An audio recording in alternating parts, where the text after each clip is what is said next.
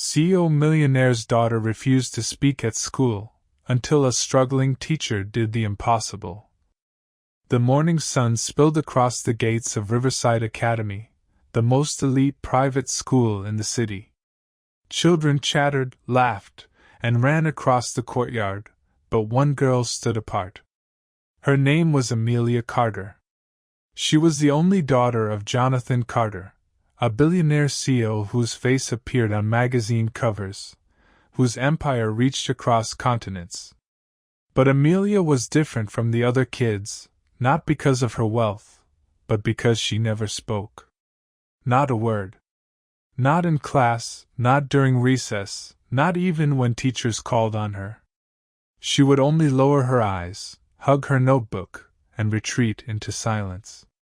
Whispers spread among students. She thinks she's better than us. She's too rich to talk to normal people. She's weird. No one knew the truth. Enter Mr. David Collins, a new English teacher. Unlike the wealthy families that filled Riverside, David came from hardship. He worked 2 jobs, lived in a small apartment, and barely managed to pay his sick mother's medical bills. For him, teaching wasn't just a job, it was survival. If he failed here, he'd lose his only steady income. When David was assigned Amelia's class, the principal warned him. "She doesn't speak. Don't waste your time. Just let her be." But David didn't believe in giving up on students. He saw the sadness in Amelia's eyes. A sadness he recognized, because he had carried the same weight growing up in poverty. One afternoon, David asked the students to read aloud from a poem. When it was Amelia's turn, silence filled the room. Her classmates smirked, some even giggled. David felt his heart twist.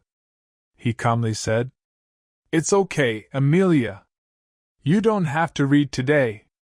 But one day, I know you will." Her eyes flickered with surprise. No teacher had ever spoken to her with such faith. Days turned into weeks. David began leaving little handwritten notes on Amelia's desk, quotes from books, gentle encouragements, even doodles. One read, "The world is waiting for your voice. It matters." Another, "Even whispers can change hearts." Amelia never responded, but he noticed she kept every note in her notebook. One rainy evening, David stayed late at school, grading papers. As he prepared to leave, he heard faint music from the auditorium. Curious, he peeked inside. There was Amelia, sitting at the grand piano, playing with haunting beauty.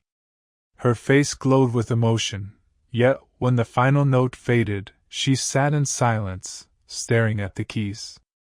David slowly clapped. "You don't need words to speak, Amelia. Your music says everything." For the first time, tears filled her eyes. The school was preparing for its annual speech and talent night, attended by hundreds of parents, including Amelia's powerful father. The principal discouraged Amelia's involvement. "She won't speak. Don't embarrass the school." But David had another idea. He gently encouraged her. "You don't need to stand on stage and give a speech. Just share yourself. Whatever way feels right." Amelia hesitated. She wanted to, but fear chained her. The auditorium was packed. Parents in expensive suits, cameras flashing, whispers buzzing. When Amelia's name was announced, the crowd shifted uneasily. This silent girl was really going to perform? She walked nervously to the piano. Her small hands trembled. Her father, Jonathan Carter, sat in the front row, arms crossed, expression unreadable. Then, she began to play. A melody flowed through the hall, soft at first, then swelling with passion. It was a song of loneliness, of yearning, of hope. Every note carried the words she could never speak. And then, in the middle of the piece, something miraculous happened. Amelia leaned forward, lips quivering, and whispered into the microphone. "Thank you, Mr. Collins." Gasps rippled through the audience. Her father's eyes widened. Amelia had spoken. The performance ended with thunderous applause. Parents stood to their feet. Students who once mocked her now looked in awe. Jonathan Carter rose, his powerful figure shaken with emotion. He walked onto the stage, embraced his daughter tightly, and whispered, "I've been waiting years to hear your voice." For the first time, Amelia smiled openly, tears streaming down her cheeks. And standing offstage, David Collins watched, his own eyes wet. He had done the impossible. Word spread quickly.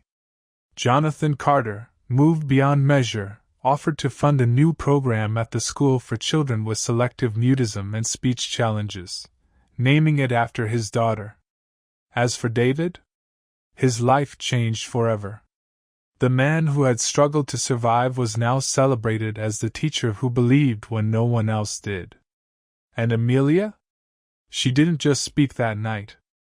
She learned that her voice, whether through music, words, or whispers, had the power to change hearts. Moral of the story: sometimes, the richest gifts don't come from wealth or power. They come from belief, the kind that sees through silence, and brings out the voice hidden deep inside.